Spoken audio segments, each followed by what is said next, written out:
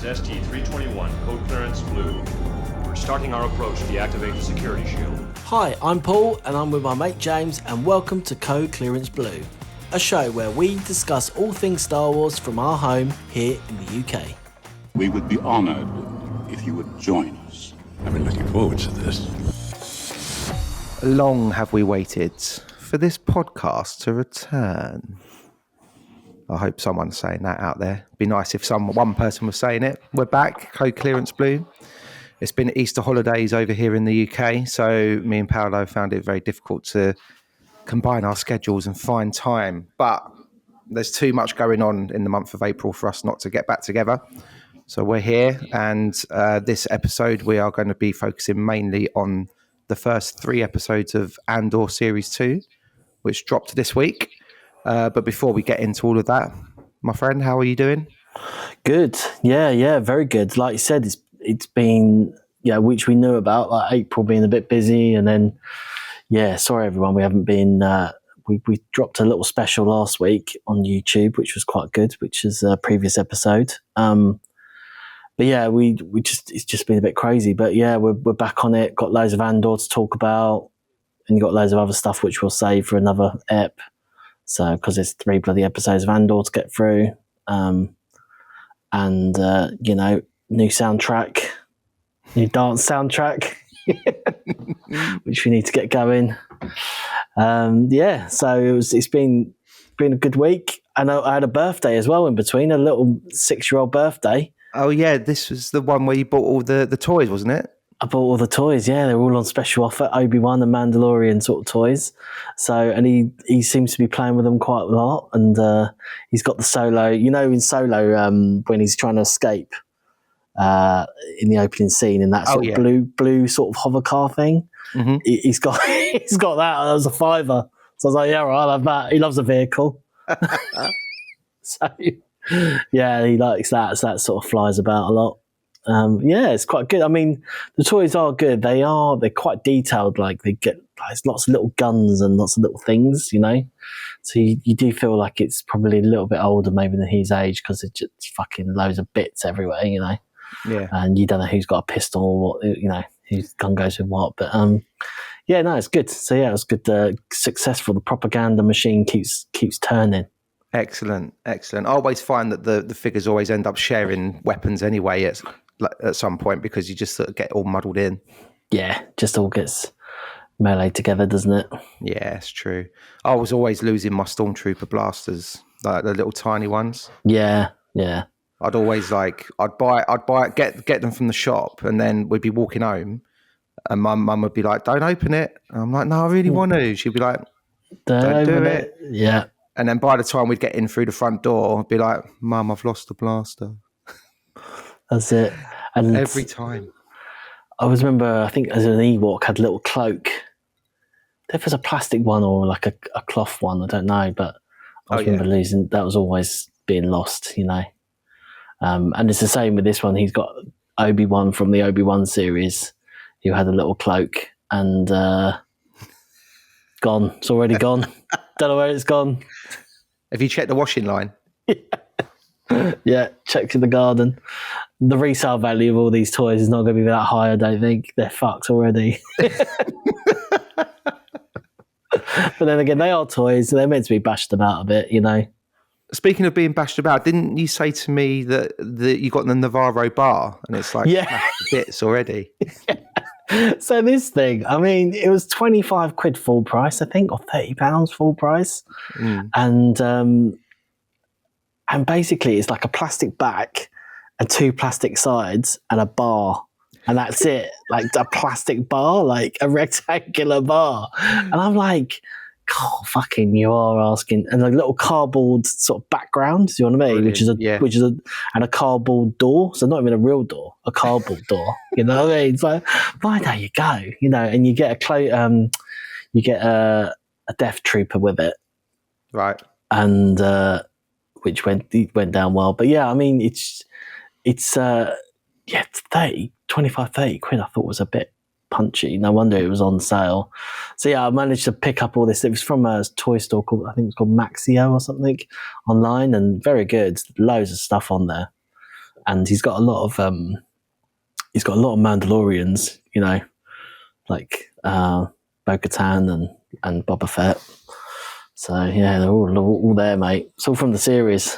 That's the thing now, isn't it? Like in the old days, we focused on getting loads of stormtroopers, like to build an army. Yeah. Now it's like, oh, we need about 14 Mandalorians because they've got an army. Yeah. He's got the bigger one, you know, the one that had the sort of big blaster. He's got that one, and I showed him the scene from Mandalorian where they sort of, you know, take on that dinosaur. Oh yeah, you know, and he seems to be quite into that. So that's good. Wasn't that the one played by Jon Favreau? Yeah, Jon Favreau. Yeah, he was. That's why he's a bit tubby. It's kind of my kind of Mandalorian. I'll take that. This is it. Actually, that's representation. We'll touch on that when we get into Andor. Yes. Because there's some stuff going around, but propaganda is going on at my end as well. Actually, at time of recording, going to be going to see Revenge of the Sith at the cinema later today. Excellent. Yeah, taking the youngest with me, so looking forward to that. Straight after school, whipping them out straight down the station. That's Jump on the train. Friday afternoon film. Yeah, why not? Looking forward to that. Actually, when I was online earlier, you know Mark Kermode, the film critic. Yes, yeah. He does like an online podcast now with Simon Mayo. They've kind of moved from mainstream radio to just doing their own thing. I've seen some clips, yeah. Yeah, he did a retrospective of Revenge of the Sith last night. Oh, did he? What was that like? Yeah, he just said, look, he basically like told a tale of like how he was speaking to his second oldest son, who was kind of in the sweet spot when it came out. And obviously at the time, all the critics bashed it and everything, and he was very sniffy about it. And he was like, after having a conversation with my son about it now, he was like, yeah, basically we were just like tired old blokes who just told everyone that the original Star Wars were better than the prequels. So they like all the kids would like pay attention to us rather than thinking about they're actually learning their own Star Wars from the prequels as they grow up, sort of thing. Which I thought was quite good. And then he capped the story by saying that he said to his son, are you going to go and watch it in the cinema again then? And his son was like, what? It's back in the cinema? Hell yeah. So, you know, him and a few mates are going to go and watch it apparently. But yeah, he was just like, Kermode was just like, look, there's a million things wrong with it or whatever, but viewed through the lens of like my son, sort of like looking at it from sort of like the tragic tale of Anakin and why he kind of falls to the dark side. So like, he's got a bit more of respect for it now. So yeah, it's funny, isn't it, where we are with Star Wars? Like, because obviously they're sort of aiming. Certainly, Episode 1 was a bit more kids' film with the silliness of Jar Jar and the really long pod race and all that kind of stuff. And then obviously this is a 12A, you know, so it's a bit darker and, you know, certainly when he gets burnt and everything. And then with the series, like obviously we're talking about Andor in a minute, like you've just got different age groups and sort of different, it doesn't have one common feel to it, like the movie's sort of meant to do, you know what I mean? Like you've obviously got Skeleton Crew, which is a bit younger, and then you've got Andor, which is going to be, like, as we're going to discuss, quite old, I would say, mature. You know, Ahsoka's one, so you know what I mean? Obi-Wan's another. Like they are all different feel and to them, which is a bit like, yeah, you know, whereas obviously these movies sort of did have a little bit of the same feel to them, but even that one's a bit darker, isn't it? Sith. Yeah, definitely. I think this whole debate that Andor sparked, which we'll get to, just made me sit back and think, actually, when you're a kid and you watch the originals, you get swept up in the adventure and the excitement and, you know, the Force and good against evil and everything. But then when you sort of like take on board what Lucas was trying to depict in terms of like, you know, sort of like the real life issues that were going on, I think it's very well documented that he said that it was kind of like, particularly the end of Jedi, it was like the Vietnam War, you know, and sort of like these people that had no technology and no real like weapons and stuff took on, you know, basically America, who had like everything, and ended up being triumphant, you know. And then there's all these little things, but we'll get to all of that. I just wonder if we should just lift the curtain a little bit and explain that we almost had an episode during the Easter holidays, but it got curtailed by. Yeah. Yeah. Should we mention that? I forgot about that, but yeah, go on. Tell the tale to everybody, and just to show the dedication, particularly of yourself, to get an episode out. Oh my God! So basically, we hope you enjoyed the interview with Toby Philpott. Obviously, it's been out before, but Paolo did excellent work and actually got all the video files and put it onto YouTube and stuff. So we hope you enjoyed that. But we were going to have an interview with someone else who was in Return of the Jedi. Do I name his name or? He might come back, so let's keep him anonymous in a minute. All right, okay, yeah, fine. He might. We might actually get him on the show if we can. So it was someone that I met at a convention, and he very kindly said that he'd come onto the podcast, seemed quite excited by it. But the only problem is he didn't really have a grasp on technology.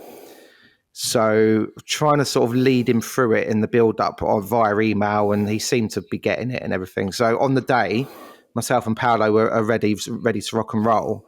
And, sort of 5 minutes go by, 10 minutes, 15, sort of thinking, so I send him a text, we're waiting for you sort of thing. And he rings me and he's just like, right, so what do I do? All right, okay, here we go. So we sent you the link, click on the link, and then basically just accept the couple of bits that come up, and then you'll be in. Okay, all right, then no problem. Wait, what do I click on again? you know the thing that's on your screen? Oh, yeah, click on that. Right, okay. No, it's gone on to Zoom for some reason.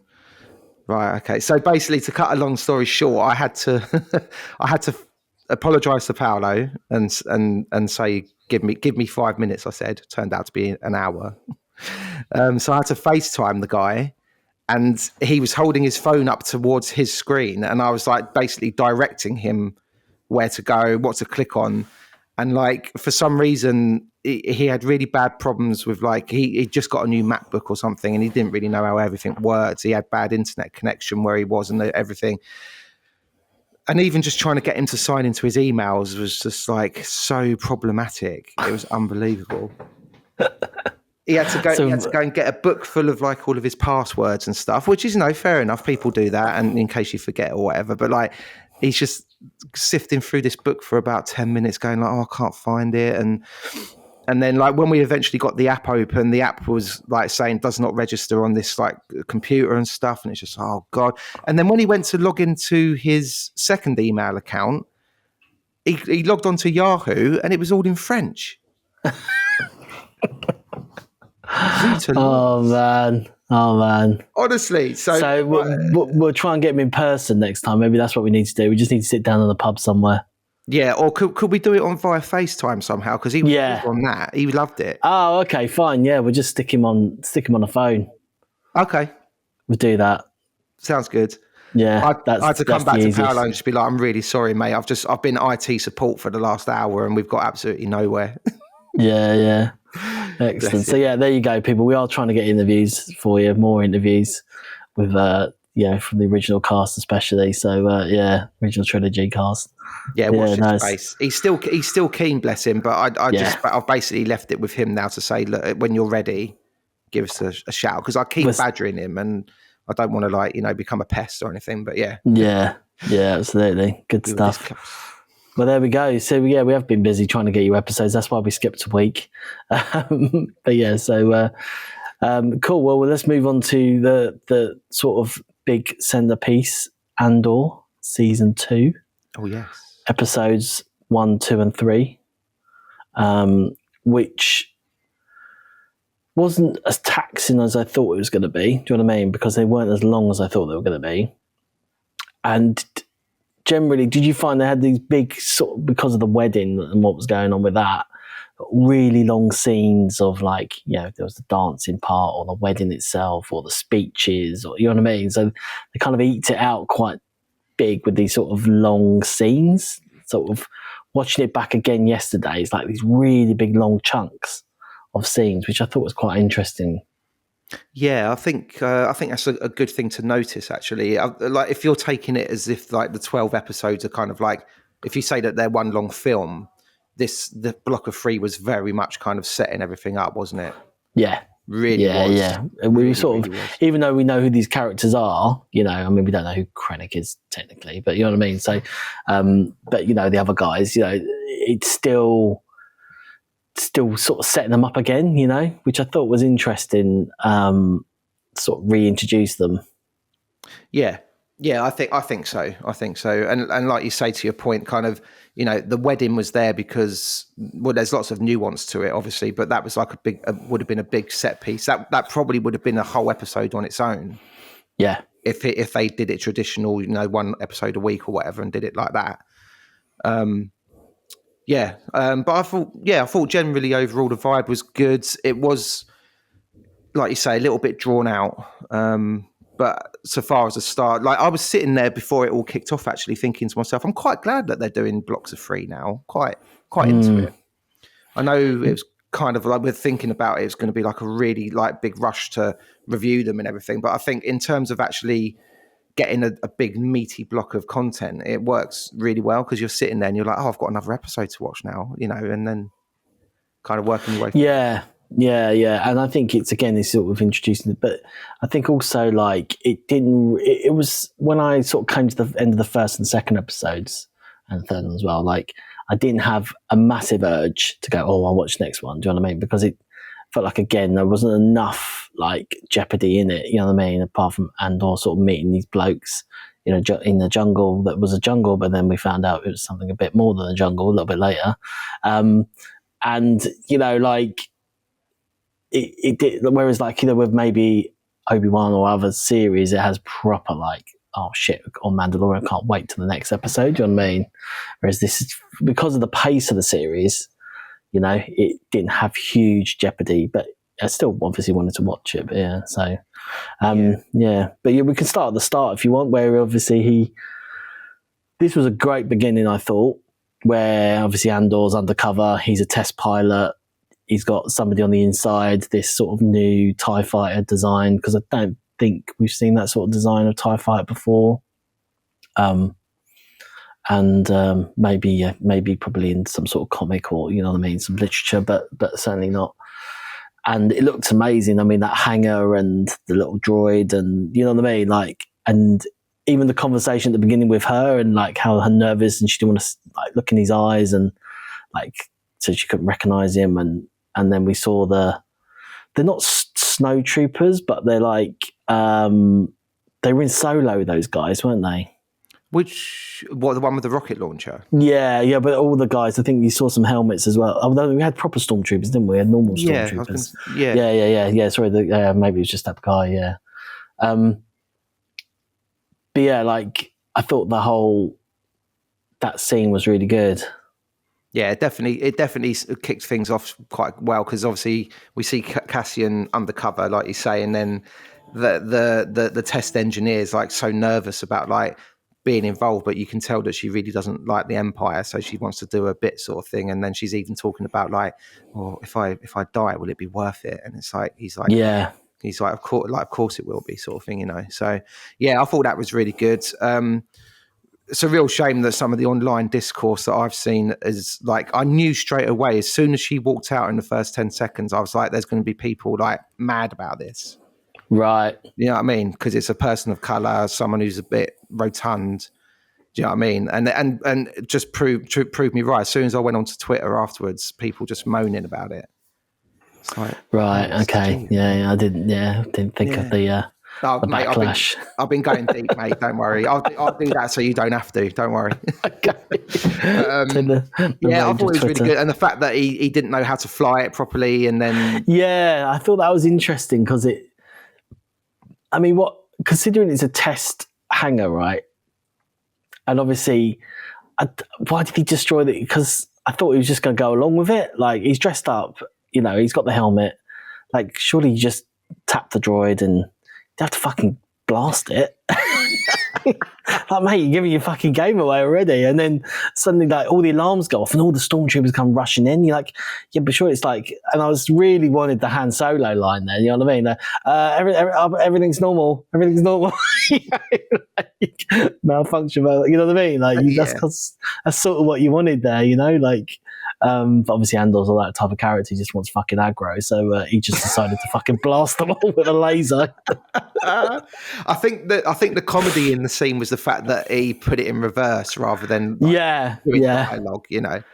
And it had the is it in the Force Awakens where they sort of try and steal a TIE fighter, and I think even Poe sort of says, oh, wow, this can move, you know what I mean? And it is a very delicate sort of piece of machinery, you know what I mean? Yeah, definitely. I think the reason he shot the droid is because the droid was just like, look, no one needs to be in here right now, so I'm going to sound an alarm. Do you know what I mean? Yeah. It doesn't matter if you're a pilot or a stormtrooper or whatever, like no one needs to be in here unless you're an engineer. So I think that's the reason he shot it. But yeah, you're right. He just...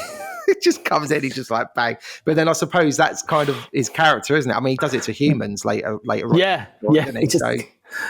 And even in Rogue One, he kills his own. You know what I mean? So like it is quite interesting. But yeah, I'll tell you what, mate. Like, because then when he's like flying across the planet, being chased by those other TIEs and stuff, like.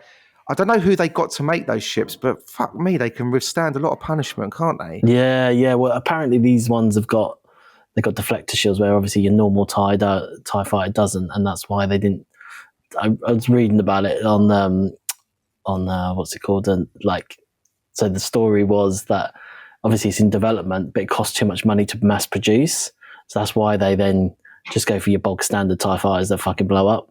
Because they don't have a deflector and they don't have the big laser guns and all, you know what I mean? Like, so that's obviously why it never got put into production, because it's too expensive. Yeah, I think also the original TIE fighters as we know them are like, they're designed to be like fast, aren't they? So that's why there's only room for one pilot, and I guess having the equipment to create a deflector shield like adds weight, doesn't it? So I mean, to keep things lightweight, and because later on in the second episode when he meets that band of rebels, like they're all arguing about how many people can get in the ship, which is like unusual when there's a TIE fighter at stake, because it's like, no, they're single pilot fighters really. But but yeah, I just thought it's like, I mean, he was certainly careening into like rocks and cliff faces and stuff. I was like, man, how's this thing not blown up yet? Yeah. But yeah, no, it was good. It's good to see a new planet. Obviously, this is the planet where they sort of produce this type of thing, so it was good to see. And then, like I said, seeing that sort of snow trooper guy, I thought, oh yeah, that's because so I had a quick check on Solo, and they're the ones that are sort of chasing them on that train.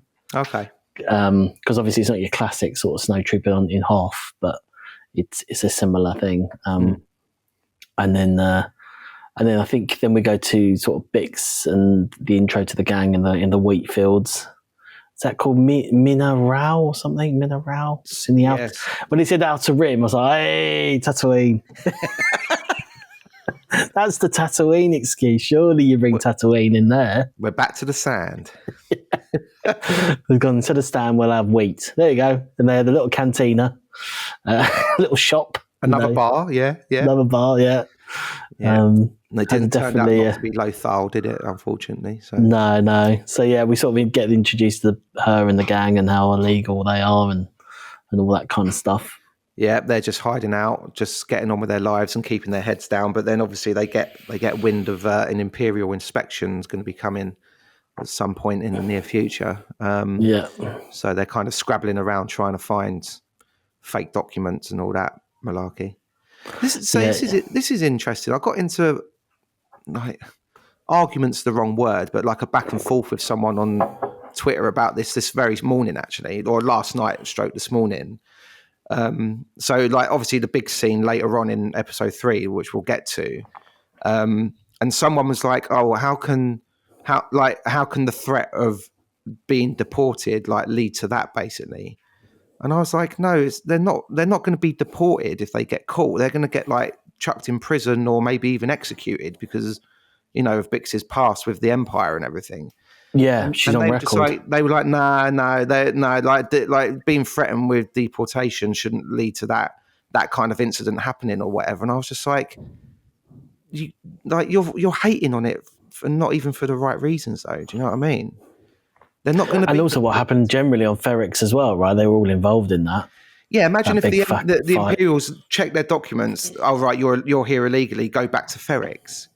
No, they're going to bang them up, or worse. You know. I just don't understand how people can't don't pick up Put these two and two things. together. Yeah. It's very strange, very strange. Did you notice they had a little picture of Marva?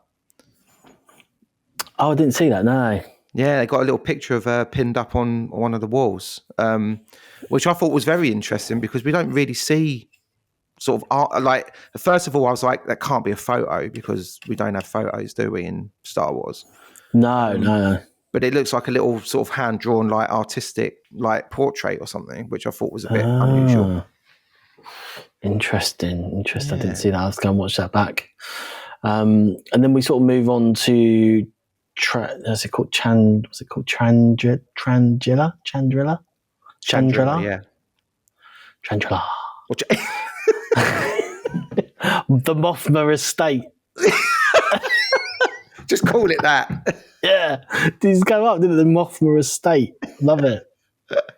It's like, they are minted, aren't they? Jesus. Oh, she's so bored. In it, just get into politics. She does not want.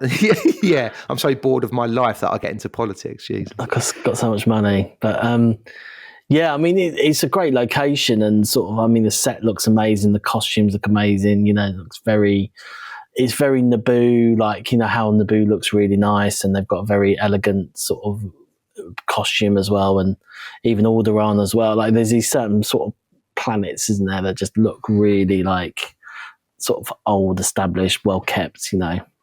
Yeah. And so that's quite good. And sort of obviously we get guests arriving, and then there's a few nods, a few Star Wars Return of the Jedi nods. Oh, what are you doing here? Oh, what's he doing here? Who are you with then? You know, and obviously, you got some good old rebels in there at the wedding. Yeah. Yeah, and then there's a surprise guest, and old Luthen turns up, doesn't he? Like just a first spanner in the works. He's like, who are you with? He's like, oh, with old, what's his name? You know, the bride, the groom's father. You know, he invited me. Got a little surprise for you later. Got a little surprise for you.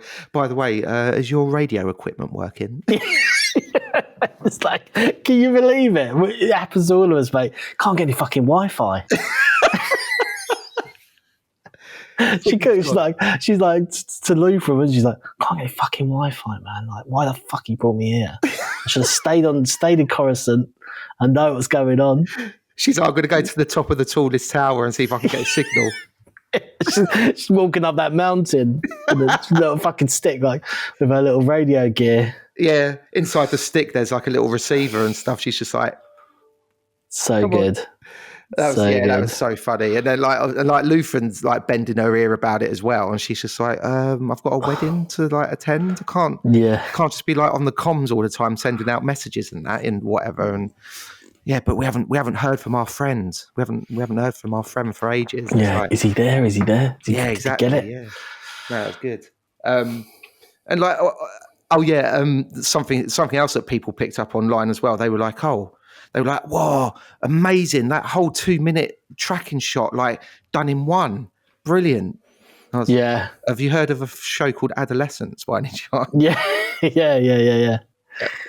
No, it was, I like that planet. I think it's really like what they've done with over the next few episodes, the whole wedding and just the elegance of it is really, really good. And yeah, costumes, they've put a lot of thought and effort into that. Yeah. If there's one good thing about that since Disney took over is the fact that we've now got like on-screen Chandrilla and Alderaan. Do you know what I mean? So we can actually sort of like envision what these places look like now. Yeah. And also, you know, I mean, considering we're all about 20 minutes in, we've been to a lot of planets already. You know, sort of jumped around a bit, which is always good as well. You know, to jump around, sort of change it, because that's always the great thing about Star Wars. You can just be in different parts and in the story, and these different places, which is really good. Yeah.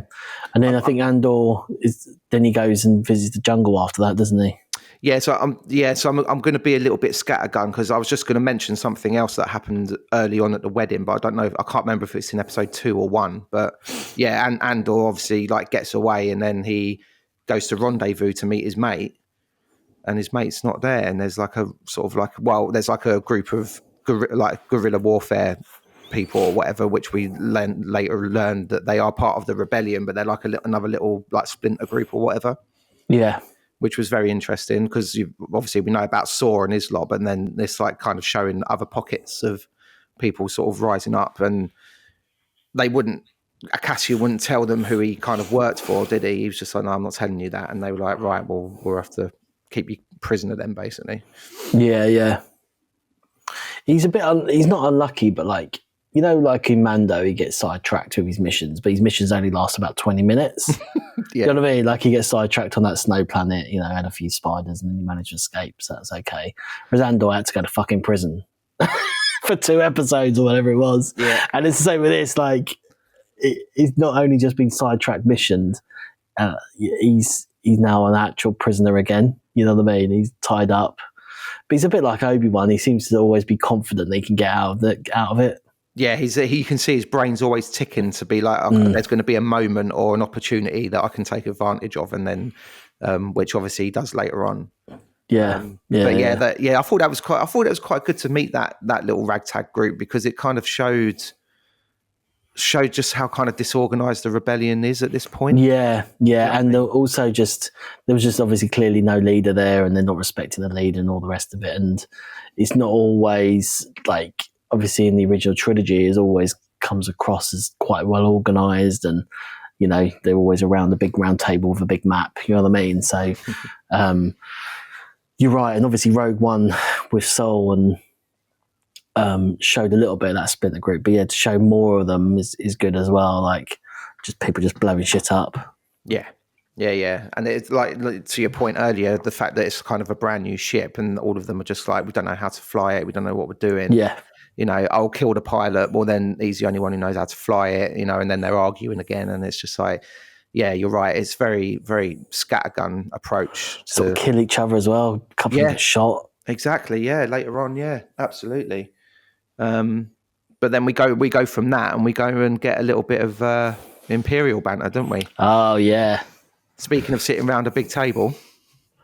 Yep. Yeah, and he introduces it as that, doesn't he? Like, no one knows you're here. There's no droids. There's no this. There's no note of this. You've been picked. If it gets leaked, you got to go to the Emperor himself. Yes. Adam, I think, I mean, correct me if I'm wrong, but like, I don't even know, but like, I'm sure Hitler had a conference in some sort of snowy resort like that. Like he had a big, like in one of his sort of 1930s meeting. Like, you know what I mean? It's very similar. Like, you know what I mean? Like a big castle in Austria or Germany, where it's sort of snowing, and he was there in his sort of uniform, and I think definitely reminded me of something like that, Yeah. You know, and he's got the top bods in the room, and the Emperor gets a mention, and a few others. So it was a great scene again for him to come back to, and I'm sort of glad he was introduced again in the first episode. Yeah, it was good. It was good to see Ben Mendelsohn back, and he looked like he was having a lot of fun with it, didn't he? Yeah, he was exactly the same character as Rogue One. You know what I mean? Like, if you played that back to Rogue One, you would just think it was the same, considering all these years and stuff, And he's superb. But the scary thing for me was like how it wasn't going to be a case of like, right, we're going to, because they're talking about the planet Gorman, which is going to be a massive sort of plot device later down the line. But it wasn't a case of them being like, right, we're going to go in there armed to the teeth and take it by force. It was more like, there's 2 geezers here from a marketing strategy company. And they're like, yes, what we're going to do is we're going to turn the galaxy against Gorman by sort of saying this and doing this and putting this message out. And I was like, fucking hell, that's basically what's going on nowadays in real life. Like, yeah, do you know what I mean? Just weaponizing everything that people can to get their own advantage or whatever. Like, it's good. Yeah. I mean, again, you just don't, like when he said a little bit later, like, you know that the Gormans are this, and you know that this. Guess who made that up? You know what I mean? Essentially, like all this, these little rumors and little things that it's amazing, really. That not only, again, you're just seeing more of the operation side of it, it's not just like a load of stormtroopers just blasting stuff anymore. You know what I mean? You're just seeing like the top commanders, like propaganda is part of it, and we'll see like other parts of power as well a little bit later. And it's like, it sort of humanize, like make them a bit more human beings as well. Like, because again, when we see these commanders in the films, original, it's just taking orders. The Emperor's told me to do this, so let's do this. Yeah. Whereas this is like a proper brainstorm. Like, okay, how can we take this planet? They've got these minerals that we need for what we think we know we need them for, but obviously no one around the table knows that yet. I think it wasn't described as a weapon, was it? I can't remember what it was described as.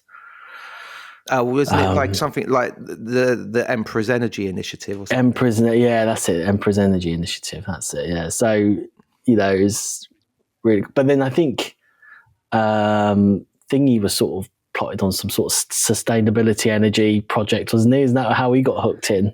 That's what I mean, though. Like even some of the top Imperial bods aren't being told exactly what's going on. They're being told it's for like an energy like efficiency thing, like for across the galaxy, whereas actually they're going to just be tipping it into the Death Star. Yeah, basically that poor bloke on his little has a lot of energy, mate. That little joystick. He's like, you try pushing it 10 times a day, fucking kills your arm. A lot of energy from old Gorman. So but then our old friend Deirdre, she's the one who sows the seed about like propaganda will only get you so far, mate. What you want to do is like be a bit forceful about it and get them to make the wrong move. She starts. He approaches her, doesn't he, out the window? Yeah, he knows he's got some brains, mate. She sows the seed. That's it now. That's it. It's kind of on her. Yeah. Because Krennic walks away thinking, not a bad idea. That keen-eyed old Deirdre. Innit? Get them to make the wrong move, and then it looks like we're going in to clean it up, basically, which is again very naughty. But when we're talking tactical warfare, I suppose nothing's off the table, really, is it? Yeah. Which is probably why those sort of protests happen, which we see a little bit later. So are we thinking this is going to be the last episode, sort of last series where we're building up? Because he did mention how many years. You've got 3 years to solve this, I think he said, or 2 years, didn't he? Yeah, I thought we'd talk about the time jumps maybe at the end of the ep, but yeah, sure. Possibly, or maybe it'll be like in the third block of 3, maybe, and then so they're planting the seed, aren't they? They're planting the seed.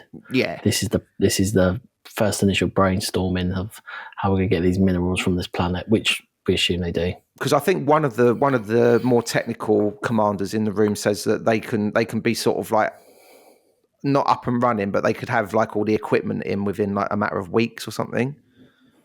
Yes. So they could be set up and they can start like within like 1 or 2 months or something. But then maybe because we're going to be jumping a year ahead, maybe that's all in there now. They're kind of ensconced. They're taking the minerals out, and the Gormans are just getting more and more pissed off, and it might come to a head. You know what I mean? By the end of the second block or the third block of EPs. So it's a bit like what they've done in Jeddah. Yeah. Because obviously in Jeddah they're doing the same thing. They're stealing all the kyber crystals, weren't they? Yeah. Yeah, I think you're right. It's a good comparison to make. Yeah. Did you? Krennic also said when he was talking about the energy efficiency thing, he said unlimited power. Nice. Love that. Unlimited power. Part of the script, and then we move on to sort of. I think the kids have a fight or something.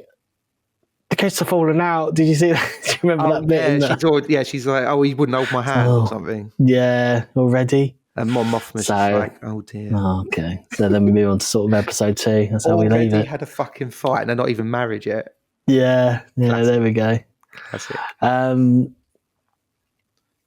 yeah, so then we sort of start episode 2 where Andor's in a little battle. he's sort of like tied in this ship again, sort of tied up, and finds himself in this little civil war going on in the jungle. That's it, mate. That's it. They're trying obviously. One group are trying to like turn the ship so that they can shoot the lasers back at them, innit? Trying to heave it up or whatever, and one of them's working it out, and it's like, yeah, they can move it like 10 meters every hour or something, so it's going to take them about 5 hours or something like that. Yeah. And Andor's just like sitting there going, for fuck's sake. You know what I mean? Yeah, you might want to take some of that water. He's just sitting there drinking rain, isn't he? Just like biding his time, having a little sup. So yeah, he's bogged down in trench warfare.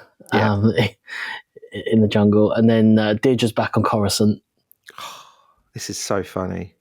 So she's back on Coruscant, and she has a little meeting where she finds out that she's essentially heading up the Gorman project. The Dave Gorman project. The Dave Gorman project. And I loved what he said, that because she's obviously obsessed with like catching Andor and all that. I need to get back to that mission. I can't remember the name of that project, but is it Nexus, I think, or Nexus, Axis. Yeah, Axis. I need to get back to Axis. And then he said something like, catch them first, then make them famous later, or something. Yeah, which I thought was a nice. Oh, that's a good Star Wars. That's a lovely line. That, yeah. Because obviously no one really knows who he is properly yet, but she's so focused, isn't she, about getting him? Yeah. Because she keeps humiliating everybody. Yeah, because when I rewatched the first series like last week, she's so on the money with her intuition and everything, that it's not just these random series of events that just happen willy-nilly, that like they are being coordinated and everything. So in an ideal world, they should just let her crack on and go with that. But now she's been put onto Gorman because Krennic was like, she's had a great idea, I want her fronting it up. You know what I mean? So her boss, I can't remember his name, was just like, right, you're on Gorman. She's like, no. Yeah. And also, do you know that shot in the trailer where she's going like that? Yes. That might be because of what happens on Gorman. She just has a meltdown. Oh, maybe, yeah. Do you know what I mean? Maybe she just thinks, what the fuck have we done? Like, this is serious, yeah. This is dark. And then, we sort of go back to Mina Rail, whatever it's called, the sort of outer rim, back to the outer rim. We're talking more about illegals, which, that sort of, it slowed it down a bit, I think, because they didn't really move on they just kept going, where are they now? And so it's Sector 8 and Sector 7 and where is Sector, you know what I mean? And then then they have obviously, we have a little visit from the Imperial officer a little bit later in, I think, in this episode, where it starts cranking up a little bit on there, but and then sort of go back to Andor. He's still in bother, and then we see Cyril introduced. He's back in it, giving someone a tour of the whatever department he works in. Yeah, he's moved up now, hasn't he? Because he was getting the tour in the first series, and now he's the that's one. Right. Now he's the one thinking. He's the man. So he gives his little spiel. I thought he is quite good as well, isn't he? Very good character actor. So the guy. What was his name? Kyle Solar or something, I think. Apologies if I got it wrong, but he plays the part really well, because you can kind of see like his anger and tension bubbling underneath the surface, but he's trying to keep like a poker face all the time. Yeah, he's very professional, isn't he? Yeah, very particularly in episode 3 when we get to that bit, like you could see where he's just like. And then we go back to Bex, and then that's when she has that first visit from the Imperial guy. Of course. So like you say, those scenes do slow it down somewhat, and that's like a real slow build of given what happens in episode 3. It like ramps up really quickly after that. But I definitely think this is the slowest episode. Episode 2 is sort of definitely, because they always are the middle ones. They're sort of just bridging this stuff together, carrying it on. We're building up to this sort of crescendo. Yeah. And sort of introduce these Imperials one by one, and sort of visiting, and Bex, and sort of understanding her a bit more. And because she's having nightmares, isn't she, about like being tortured and stuff in Yeah, the first yeah. series and all that as well, which she's got going on. And then B2's obviously fretting about Cassian coming back, and old Luthen's mates trying to. Oh no, is that an episode at the end of episode 2? Is it when Cassian makes contact with her in the shop? Yeah, I think so. Yeah, Yeah, and Yeah. he's just like, he's just like, I'm calling for a weather report, and she's like, doesn't look good out there. Do you know what I mean? That all that code word and everything is just brilliant. And then like he just completely abandons it when she says, "No, I wouldn't recommend going to that planet today." And he's just like, "What? Why not? What's going on?" yeah. My friends. She's like, "Ixnay on the friend zone." yeah. Thanks for that. Let me just check that for you, caller. Hold on. Yeah. So what were we talking about? Oh yeah, Mina Rao and all that. But they were also building up, which obviously goes awry in the next episode. Like obviously the guy that they're working for is like saying, "Oh, don't worry, I'll sort you out like some documents that'll be okay for about a week or so. You'll be able to use them, and then like if you go down to this certain sector and like circle back round in like a few days and stuff, like you should be all right." And then the woman who sort of runs the convenience shop is like, "Oh, you know, I'm legal, so you know, like you can leave like at least one person with me or whatever," and blah blah. So it seems like they're kind of well ensconced and it should be okay. But then later on we find out that it's not. Not quite okay, but yeah. So so that sort of starts. Yeah, with Bex a bit more, and then we go back to Mon Mothma. That's what she's doing her big walk. Yeah, up to the top of the mountain. This long wedding. That's 3-day wedding. Talking to her cousin, who was obviously part of the gold bullion. Rush in the first season. And she's obviously missing her partner. Talks about missing, is it Cinta? I think Cinta, isn't it? Cinta, yeah. She's like, yeah, and Mon Mothma's like, I'm really sorry it didn't work out and stuff, and all that jazz. And then, but then we like obviously both of them, Mon and Val, yeah, they're both obviously very against like the traditions of Chandrila, aren't they? In terms of like marrying young and not picking your partner properly and all that sort of stuff. Obviously, very dead set against it. So you're thinking, something might go on here where maybe the wedding might get disrupted or something. But then actually what they do is old Mon's friend, is it Tay or Tam? Tay? Yeah. The geezer who's been helping her like all this time comes in and just says, "Gonna need a cut." Yeah. Yeah. He's just like, I've lost loads of investments because of rebellion activity against This is interesting. I thought this was interesting because this happens incredibly slowly. Yeah. Like the way you just said it there is like, it just doesn't, you know what I mean? He's like, I really need to talk to you. Oh yeah, I saw that you left me a message last week. Yeah, we can talk. No, I really need to, okay, it can wait. And then off he goes and then comes back and says, I really need to talk to you. It's like, what does he need to talk to you about? And then suddenly it's in this episode, the thing where he says, rebel activity fucked my investments, basically. And you've done all right out of this because I've managed to make sure that your money's moved and this person, and the other guy, the groom's father, he's fine. He's got himself, he's got himself a son married and all that. Everyone's done all right apart from me because I'm fucked, basically. And then I think, obviously, Lutheran and Mon suddenly realise that, shit, this guy knows a lot about us. And is he going to work for the other side? Yeah, I think it's more that he knows more about Mothma than I don't think he really knows who Lutheran is, really. True, he doesn't, does he? He knows who he is just as an antique dealer, doesn't he? Exactly, yeah. But Lutheran just doesn't trust anyone, does he? No. But right though, because he does know a hell of a lot. Yeah, Tam, he really does. So he's just like, and then she's like, right, well, kind of a bit busy right now because there's like a wedding going. And he's like, yeah, well, I'll give you a call early next week. We can sort it out. What was it? He kept saying, we need to talk about a number. Yes, a number. We need a number. She's like, a number. We can discuss a number. Yeah.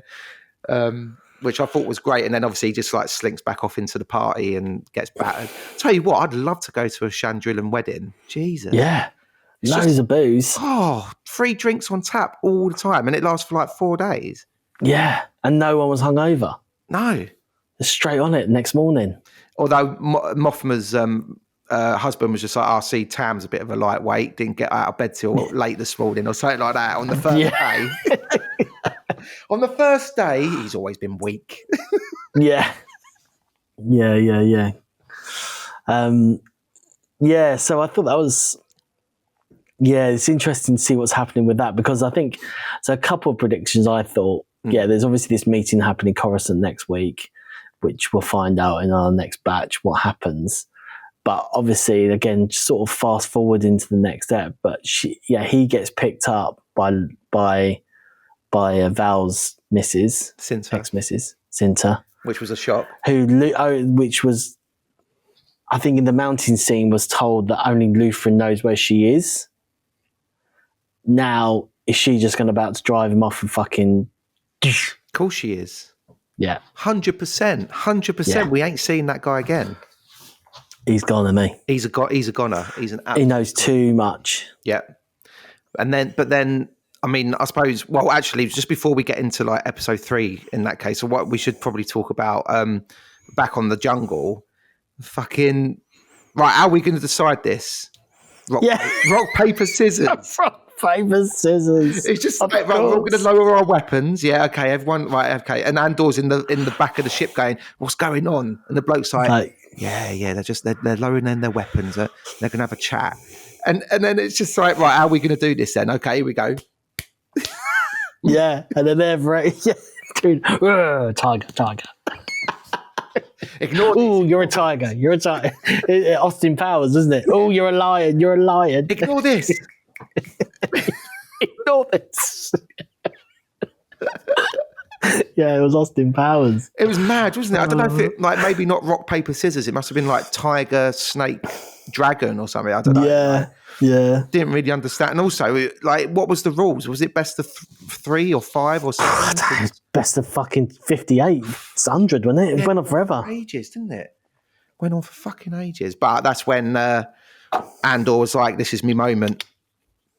Yeah, he saw the opportunity. He knew what was going on. Got himself untied, didn't he? Got that blaster and then he basically just snaked round in the bushes, didn't he? Round to the back of the ship, and they're just still like mucking about. And then was there like a big like creature came storming out of the bushes and caused a bit of commotion? Good timing that. Yeah, really good timing. Yeah, amazing. So yeah, he went round on the outer sort of perimeter, and then this sort of beast comes flying in and sort of takes half of them out. So that was good. But I love the fact that the guy who was guarding Cassian like comes running out and he's like, the pilot's getting away. Yeah. But they're so interested in like fighting each other and the creature that everyone just ignores him. It's like He ain't got fucking Scooby. You know what I mean? Andor sort of escapes. Does he escape? Yeah, he escapes, doesn't he? Yeah, he manages to get up into the blue yonder, doesn't he? And then we see him come out of this forest, and it's not a forest. It's our favourite rebel hideaway. Yep. So it's good to know a little bit more about that little planet rather than our little Aztec pyramids. Do you know what I mean? If anyone from the Empire is listening, it was Dantooine. Dantooine, yeah, it's peaceful. Yeah, no, that was a really good end. I was just literally like half out my chair going, oh, it's Yavin. Yes. Yeah, so it's good, it was Yavin. And like, again, you only really know that base, don't we? So it's quite good to spend a bit of time somewhere else on the planet. Like, I mean, it basically just like a little small forest set, wasn't it? Like Endor or something. But yeah, it was nice. It was cool to see the ship lift up, and then as it's like flying away, you're just like, hold on a minute, those towers look a bit familiar. Yeah, and those they're so close to the base. Yeah, that's true. Actually, yeah, they're so close to it. And you're like, oh shit, man! Like, if only you just turned around and walked a bit, and they've got everything there. They've got a fucking grand hall. Like, I don't know if it's all built yet, but I was gonna say, I don't know, it was still 4 years out from the Battle of Yavin. True, I don't know if it's all been properly built up yet, but Hasn't they been could have built at up. least found the structures and gone in there. Like, yeah. I mean, I assume that's why they were there, or that's obviously. Yeah, I'm assuming obviously Andor was meant to meet because he was meant to fly this TIE fighter there and give it to someone else, wasn't he? That was the original plan. yeah, But obviously he landed in the wrong place, or that they got killed. That person, I think, got killed by that sort of squad. Yeah. But they must obviously just walk fucking 5 minutes and realise, we'll see them maybe later in episode 3. Oh, is that bloke? Is that Spanish geezer? The TIE fighter? He's here, And it all becomes a part of a big alliance. absolutely. That's what it's called. It's an alliance of Absolutely. rebels. Yeah, so that was a really good ending to that. And then, so if we get into episode 3,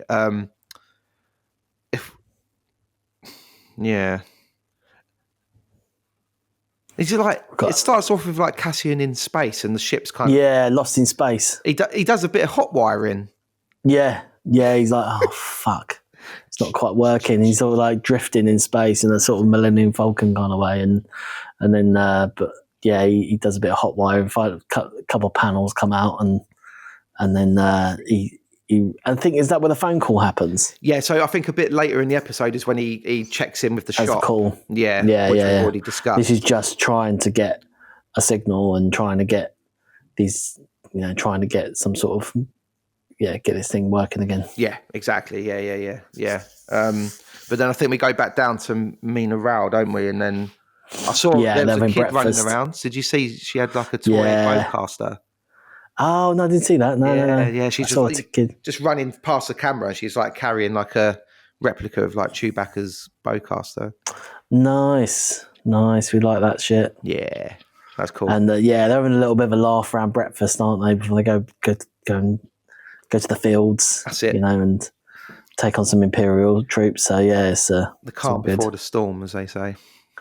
And then we have a big, massive wedding scene after that, where this is the wedding where she says, he says, you can do anything with this knife, and cuts a Padawan brand little hair. That's exactly what I thought, like the Jedi ritual, where it's like you're becoming, well, in her case, a woman, I guess, in this scenario. But yeah, as soon as I saw that, I was like, oh, that's exactly like what the Jedi do when a Padawan becomes a knight. So I was like, that's pretty cool. Yeah. Still a bit weird though, isn't it? Because she's only like 15, is she, or something? 14? Yeah, it is a bit like, I suppose there are religions and traditions like that as well, so. But there's that whole scene, isn't there, like behind the sort of the curtain door where Mon Mothma's like, look, I wish my mother had told me this back in the day, but like, you don't have to do it. We can go out there now and just say, have a great time, but we're not ready for this. So, if you really don't want to do it. And she's just like, are you pissed? Yeah. I wish you were, because what the hell are you talking about? Yeah. Because obviously we haven't spoke about her and her husband having a little bit of sort of like him getting a little bit drunk. I know we are up to. You bloody love him, don't you? Oh, yeah. You love him. Who will love? Oh, don't you deny it. I've seen you standing there whispering to each other all weekend. Yeah. That bloke, he was on Channel 4 in... There's loads of comedy in Channel 4 in the 2000s. Make you laugh, does he? Does he make you laugh? Make you laugh.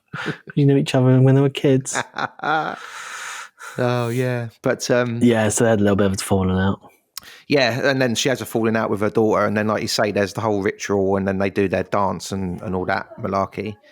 And then one of the best bits of the whole 3 eps when Luthen hands over the present, and the groom's dad like does the speech and everything, and then Luthen and Mon Mothma go into a dark corner, and then he's just like, so what's Tam up to? And she's like, we just need to give him a number, and then he'll like back off. And he's like you said, he knows too much. And she's like, he'll be fine. We'll pay him off, and everything will be all right. And then what is it? He's just like, Luthen's just like says something, and she's like, oh, I don't really understand what you're talking about. And he's like, how nice for you. And he just walks off, and I'm just like, Yeah, and you see the he's penny fucking- drop in her face, and she's just like, oh, fuck. He's a marked man. He's a marked man. That was brilliant. I love that. He just looks at her, he's like, how nice for you. You know what I mean? Like, you don't have to get your hands dirty, so to speak. Yeah, you just gotta. And she just goes and gets fucking battered. And then that's it. She doesn't hold back, does she? I mean, like I think this is sort of a bit later, but yeah, like she just fucking starts tanking those drinks down. And I suppose have we ever seen a main character get pissed? Obviously, we saw Obi-Wan have a drink in Coruscant, but have we actually seen any drunken behaviour like this, sort of from a main character? No, there's a couple of pissheads on Canto Bight, isn't there? Knocking about. There's a couple of pisshead, obviously a few pisshead pirates and things, but a main character, getting levered. I heard Vader had quite a few tipples at his dinner on Bespin. Yeah, Got a bit out. he looked good at that table, didn't he? Well, talking of that, I thought, because we cut to Cyril and Deirdre, don't we? Getting ready for Vader and all that. I'm like, is that what I thought it's Krennic? Is it Vader? No, it's fucking Mum, isn't it? I knew it was going to be his old dear. I knew they were setting it up. I was like, it can't be anything else because it'll be funny. But yeah, because it's weird that they're together anyway. I know he sort of rescued her on Ferrix, but like, I didn't think she'd be likely to take a husband or a boyfriend. Do you know what I mean? Like, no, but there's obviously again something going on. Maybe it's the uncle. I don't know. I mean, she says like, "Oh, with this uncle's track record, that you can't hide away." You know what I mean? And like, obviously, we can talk about the dinner and her spilling a bit of fucking stuff and old Cyril's OCD kicking in and stuff, and then he just disappears on fucking Deirdre, man. She just lays into her. Yeah. This is the plan, right? You're allowed to see him twice a month. I'll send him round. If you don't agree, I will get fucking Palpatine round. don't come in with none of that Uncle Hardo nonsense because I know who he is. I know who he is, and you're part of it, so you can, you're part. Yeah, she just goes fucking proper Imperial on her. It was brilliant, mate. It was like an 80s sitcom. Yeah, it was. And Cyril's on the mother-in-law coming over. Cyril's on the bed all curled up. Mama. Sucking his thumb. She must be some form of dominatrix or something to him. Tell you what, mate, she's fucking got the whip gear, isn't she? Oh, she's got the lot, mate. She's got the leather. He's like a fucking puppy or something. He loves dog all chain that. and shit. Yeah. It's like, mama. It's fucking brilliant. I tell you what cracked me up was like when she's picking her outfit and she's like practicing her smile. Yeah. It looked really weird to see her smiling like that. I was like, oh Yeah. God, that's quite stark, Yeah. Well, she went to put her hand out, then she shake Mother's hand, and Mother's like, "Oh, what a lovely apartment." It was much fancier than what I've ever had, Yeah. Oh, that actress played that part really well, Yeah. But it needs like an 80s theme tune. It needs one of those, the people that make up the little trailers, like the 80s version of like Boba Fett. Yeah. It needs one of them for sure. Or like a little Friends, the little bumpers in Friends where they kind of cut between ding and they show the outside, and then they go inside to the apartment. That's sort of maybe just sort of little stings, like maybe this week. Maybe put some like laughter track underneath, like the end of some of the sentences and stuff. Or if it was English, it'd be more like, what was that? Not 2.4 Children. There was another one. There was a family one where they had the mother-in-law. Honor Blackman was in it. Oh, The Upper Hand. Upper Hand, yeah, like that kind of thing where like they were always constantly falling out, like whatever the name of the dad was, I can't remember. Like he was always sort of falling out. Was he that? I don't know. Anyway, sorry guys, gone off on one. No, but, I think he was like a handyman or something. Handyman, yeah. And he used to fancy the woman who lived there with her mother and the kids or whatever. Yeah, and I think he was trying to like get in there with her, and the mother-in-law kept like cop blocking and everything. And God, I didn't expect to speak about that Upper Hand. No, but that's it. This is it. Love it. Honor Blackman. You have to YouTube Google it. Yeah. Was it one UK. of the McCanns was the geezer, wasn't it? I think McCann. Yeah. Brilliant. Oh dear, yeah. So yeah, that was quite a funny scene. Anyway, sort of seeing that, and then we go back to the wedding again with more wedding shenanigans, and then I think is this when? Oh no, it's the statue bit. You know, the Shandy Merlin. Yeah, that's it. Yeah, the old. Oh, there's only 12 of these in existence, and only 8 are back on the planet. So I've managed to. Fucking old geezer's found one of me. Yeah, Luke, that's the only way Luthen could really justify it. It had to be something like really amazing, because otherwise it'd be so weird if he just turned up with like, I don't know, like a staff or like a statue of like about that big or something, you know, like whatever. Yeah. So that was and then after that, do you remember the bit where Lutheran's talking to that random guy and he says, "I can't sort of tell you, my mother was from here, but I was born in Naboo." Oh yeah. He's like, "Oh, there's a little mention in Naboo, but I can't tell you who my father is." Yes. Yeah. Oh, hello. Yes. Oh, I took that. So obviously, nice mention of Naboo, as you say. I just took that to be that Luthen was like going around the party, talking to randoms, basically trying to recruit. Either recruit or get information, right? Yeah, of course. One or the other. Like, oh, Naboo, what a great planet. I love Naboo. You know what I mean? It's like, oh, who was your father then? You know, it's like, oh, his name's Palpatine. And I have more kids, you know. I have a granddaughter later. Yes, indeed. Because there was another person he was speaking to, maybe in episode 2 or something, where he was like, "Oh, your father was in the Navy, was he? The Imperial Navy or something," and stuff like that. So he's basically just always on the lookout for information and tidbits and all that. And then that was really nice. I like that. And then I think that's when the conversation with Mon Mothma happens, because Tam's just like, "Well, I'll give you a bell next week, right? We'll sort it out. I'm off. I've got to go." Yeah, I've got to go. And then Luthen's just like, he knows way too much, man. Like, yeah, then that's when she gets a bit pissed, and then that's when the old droid, the Imperial droid comes in. That's sort of fucking his disco cousin. Comes flying in with his fucking rocking soundtrack. He's like, "Oh yeah, let's go, some people." Ibiza. And then she goes fucking nuts. Yeah, she's loving it, mate. She's getting battered. I think like it could be kind of like a visual representation maybe of her finally coming to terms with the fact that her daughter's now married and she doesn't love her husband anymore. She's trying to get the rebellion off the ground. Like, this is like the point where she's like, right, this is the turning point. Yes, this is it now. No turning back. We're on it. You know. This is the first turning point. Obviously, the second turning point is when she has to run off from the Senate. Do you know what I mean? And where she has to, she has to live on Yavin for a bit, or whatever she goes, or lives on Star Cruises or whatever. But yeah, I think definitely, right. She's gone. She's sorted. She's safe. Don't really give a shit about him. Yeah, let's move on. Yeah, I've got my money out. And so I think you might be right there. It might be because it does always intercut whatever happens now. It always goes back to her fucking just going nuts, you know? Yeah.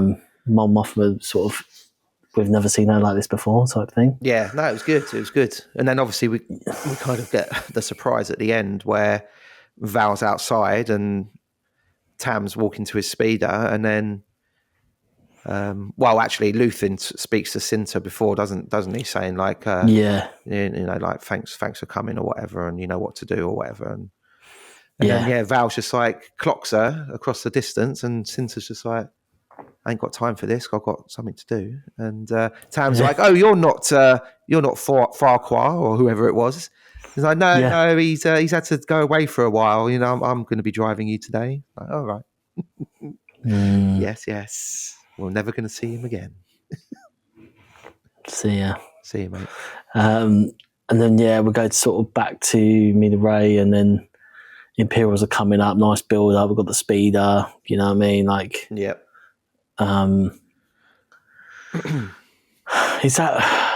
No, it's a bit later the scene, isn't it? And then I think we go back to Lutheran, and it sort of jumps around a bit. Jumps around a bit. I think the scene on Mina Rao is kind of the biggest thing that we haven't touched on from this episode. Yeah, then obviously that scene happens. And it's like, this is interesting because obviously, I suppose these Imperial officers are these types of people that would do this kind of thing. Yeah.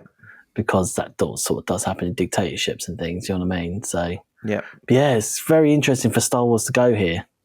Yeah, I think so. Certainly wasn't expecting it, and I didn't expect it to go quite as far as it did.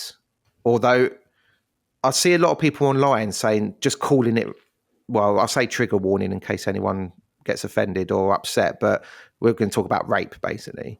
Yeah, well, she says that, doesn't she? She says it in the show, yeah, which, Yeah. I mean, it was going to happen if she didn't stop him, let's be honest. Yeah. But the facts, like, people were online saying Star Wars shouldn't have rape in it. We didn't have rape. We had an attempted rape that got stopped. Yes. You know what I mean? Yeah. It's just another stick that people are using to bash, like, Disney with, basically. But there's no actual rape in the show. So, but then your mileage may differ. Are you the sort of person that doesn't mind seeing that sort of thing being depicted in detail, or would you rather be someone who only likes it to be implied and then you never kind of see any of it? Do you know what I mean? There's kind of no halfway house, really. No. But I think obviously the way this show is, where it is a bit more adult, mature, Yeah. and you're seeing these characters a lot more, then it sort of doesn't surprise you, the sort of adding to the evilness of, you know what I mean, of this thing kind of happening. Yeah. You know, and it being probably all right, you know. But that's the thing, when you give people a position of power like that, some people will abuse it. Yeah. Whether that's taking bribes, you know, whether that's turning a blind eye to illegal stuff that's going on, or trying to force themselves on men or women. Let's be honest, it could be either. Yeah. You know, these things do happen. Yeah. And it's down to that one individual who makes that choice. It's not a decree from the emperor saying, you know, go forth and do what you like, sort of thing. It's just like, this guy sees an opportunity. He knows that she's vulnerable and that she's there illegally, or like shouldn't be there at all, or whatever. So he's going to try and use it to the advantage that he wants, you know. Luckily he gets fucking battered, which was really good. Yeah. And then obviously that causes like a bit of a panic with the other guy, who then gets the troops down, and the big man, I forgot his name, he does a runner. Oh, Brasso, yeah. Stormtroopers are classic stormtroopers. Fucking miss him, even though he's a big lad. On a fucking on a speeder.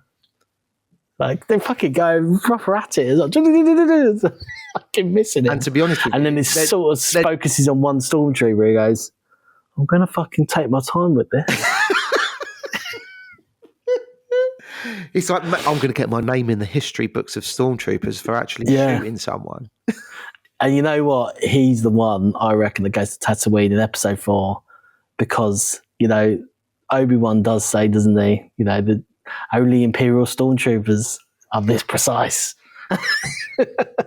Mate. No, it's that stormtrooper that's fucking precise. It's that one guy. It's Robin Hood. One guy. It's Robin Hood in a white uniform. Yeah. he's the outer rim fucking officer. That's the thing. Like, I put a tweet out. Someone put a tweet with a picture of that stormtrooper saying, like, how is this guy so accurate or something? So I put a reply underneath saying, only Imperial stormtroopers are this precise, with a there you go. Obi-Wan. Mate, it's probably been our best received tweet ever. No way. Yeah. Excellent. We got about 27 likes on it, I think. Well, there you go. Ahead of the game. I thought exactly the same. Yeah, totally. Really good. But yeah, and also, like, how can they miss him when he's only got to go down the channel between the wheat as well? It's not like he's zigzagging all over the shot. He's not like he's on Endor doing fucking somersaults, going up and down, left and right. Yeah, he's got to go in between the wheat. Yeah, but then thankfully, obviously, he, you know, has a fateful shot, and Andor comes flying in, fucking takes him out with his new TIE fighter, which has got amazing, you know, guns on it. Yeah, loving that. And it's got more space inside that you can cram everyone on. Yeah, so obviously, then lands it. Unfortunately, the big man's died. Yeah. They're all sort of put together, and then that's it. And then that's sort of content. But then it obviously carries on with the music. The fucking probe droid, Imperial droid music is still carrying on throughout the whole thing. It's still carrying on. It's going to be the IB for remix. Yeah. Going to be loving that. They'll go to Tatooine and just like put up some parasols and get some cocktails on the go. Yeah.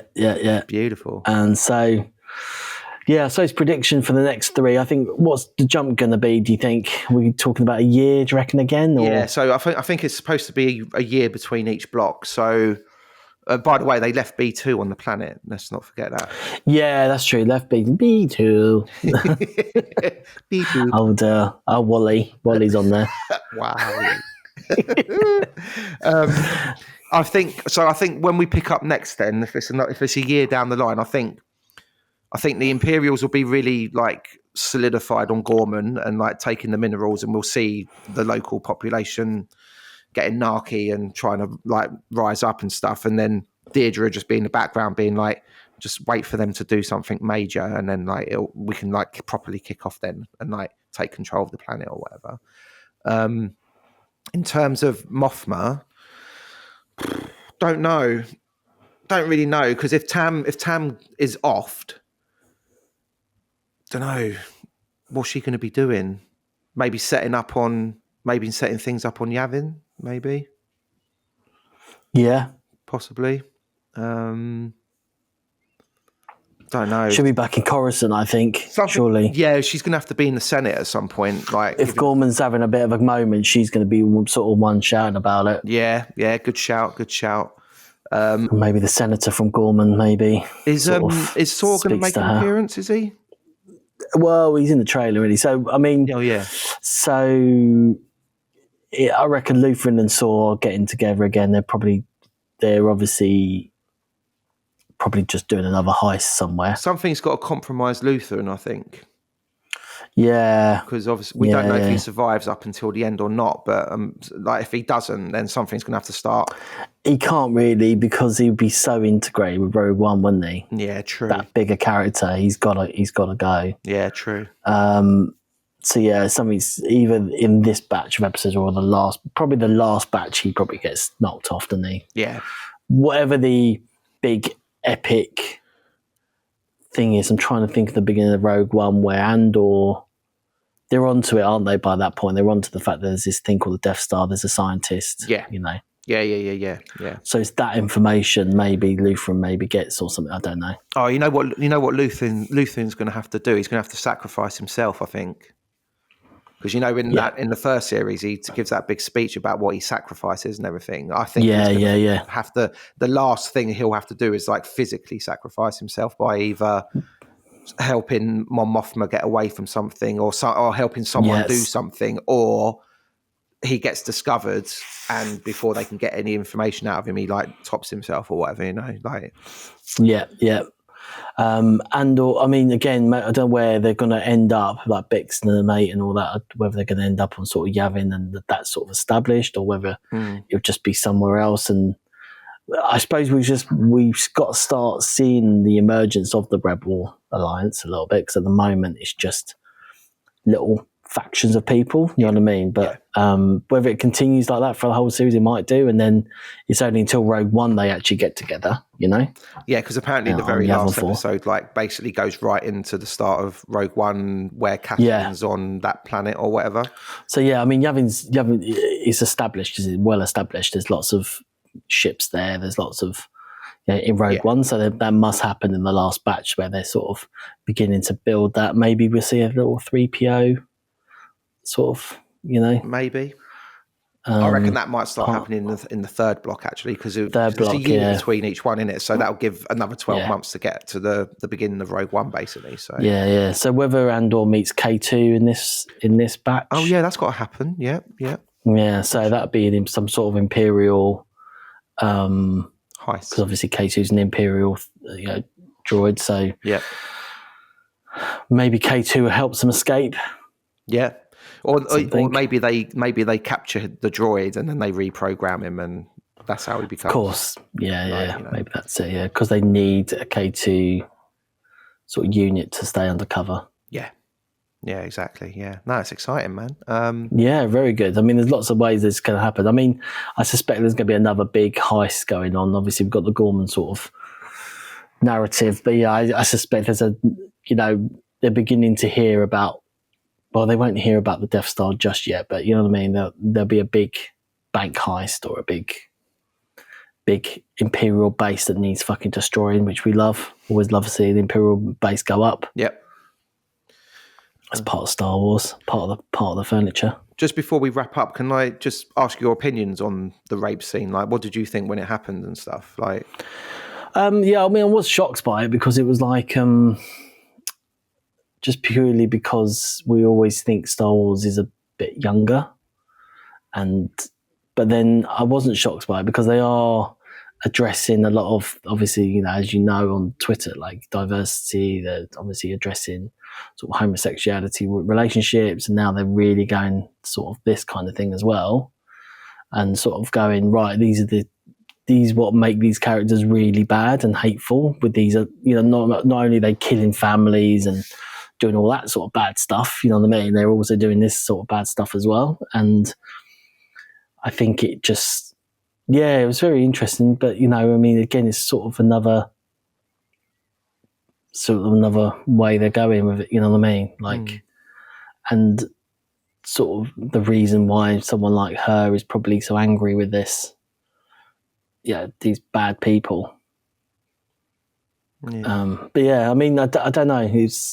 It did shock me a bit. Like, because I thought, oh, he's just trying to hurt her. Oh no, he is going there. Oh, he is definitely going there because he's a creepy bloke. You can tell he's a bit of a creepy bloke, Yeah. you know. Yeah. Oh shit, he's proper, you know what I mean? And then suddenly, because she does whack him with a few sort of mechanical instruments and things like that, then it's like it doesn't completely go there. But yeah, you're like, okay, you can't really show this to a kid, like, you know what I mean? Like, Yeah. That's the thing. Like, when I was watching it, it didn't shock me or take me out of the show at all. I was just watching it and I was like, oh, he's a complete bastard. yeah, And that's why this is happening. And it's like a complete abuse of power and everything. And it was only until I started looking online at people being like, hold on a minute, like that was in a Star Wars show, basically. And I was like, I kind of take your point. But then as we sort of spoke about at the beginning of our episode, like when you're young, you kind of get swept up in like all of the magic and, you know, the excitement and everything. But if you go back and look at some of the things that happen, like there's been like quite adult stuff in Star Wars as well.